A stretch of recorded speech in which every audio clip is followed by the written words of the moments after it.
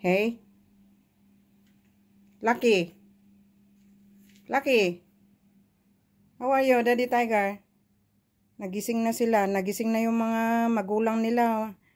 Naiwan tong dalawa dito sa kwarto. Ayun, ang sarap pa ng ano, inat-inat. Inat-inat si Lucky. Yan si Daddy Tiger. Punta muna kayo sa ano. Magbanyo muna kayo. Ay nako, hindi ko pa kayo pwedeng iwan dito ng 2 oras. Baka umihi kayo dyan sa bed, ah. Ay, go wiwi first. Hey. Sarap ng tulog. Sarap ng higa mo dyan. Daddy Tiger, come on. I bring you out first, okay?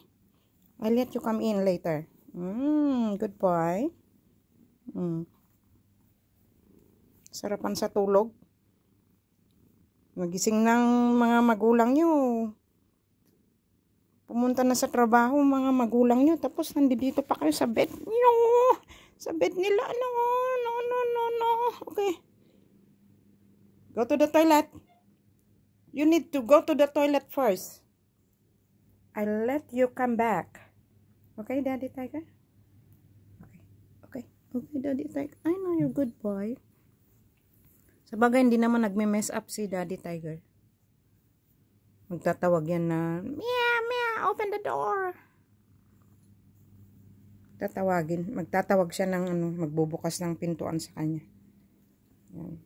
Sinasarado ko ang pintuan ng master's bedroom kasi magpasukan lahat ng mga maliliit. Yung mga maliliit, sila yung ano, pagpasok dito, nako, ihi ka agad sa corner. Yung excited sila, masaya sila na nakapasok. Tapos yun, mamarkahan ng bawat corner ng kwarto eh. Ano yun, hindi pwede yun kasi mahirap linisin. So, pero itong dalawa, mag-ama, behave sila.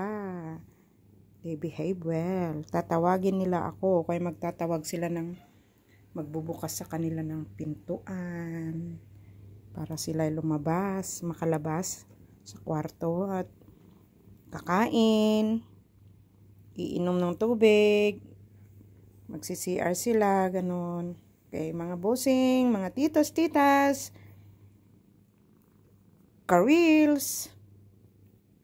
Have a nice day, everyone. Ito yung magtatay na naiwan dito sa kwarto. Nagising ng mga magulang. Wala na sila. Pumunta na sa trabaho. Pero itong dalawa nandito sa loob ng kwarto. Okay. Go to the toilet. Okay.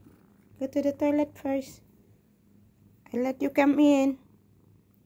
I'll let you come in later. Okay.